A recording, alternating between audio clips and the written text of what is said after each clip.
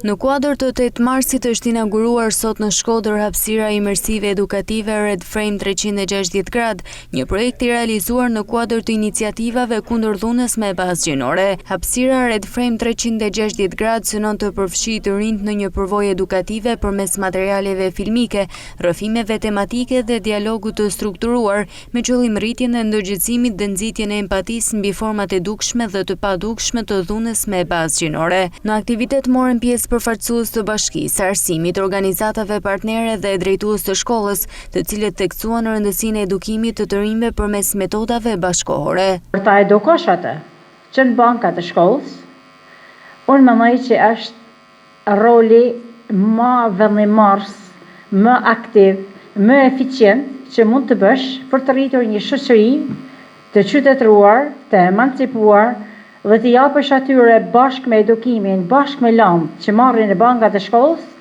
edhe edukimin. Empatia dhe ndërgjegjësimi që kjo Red Frame synon me kriju të rinjt është një hap shumë i rëndësishëm kundër dhunës me bazë gjinore, kundër çdo lloj dhune dhe ku më mirë se brenda ambienteve të shkollës mund të fillojë edukimi konkret, ndërgjegjësimi konkret.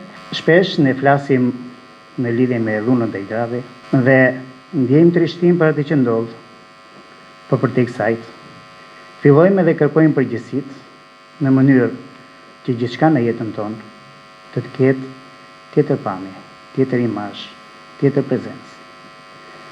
Por nuk ka gjë më të bukur se sa luftën ta fitosh ndaj dhunës me portretin e gruas. Ndërhyrja herët që në moshë të re dhe në një institucion shumë të rëndësishëm sikurse shkolla është kaq e rëndësishme sa më herët që të ndërhyjmë, sa më i madh që të jetë ky ndërgjegjësim, ndoshta aq më pak dhunë do kena në të ardhmen, aq familje më të lumtura do kena në të ardhmen. Te ky projekt për zbatimin e tij, nëse edhe një individ i vetëm e merret ndërgjegjësimin për me fillu me fol përpara situatave bullizuese ose përpara dhunës, atëherë ky projekt e ka arrit qëllimin.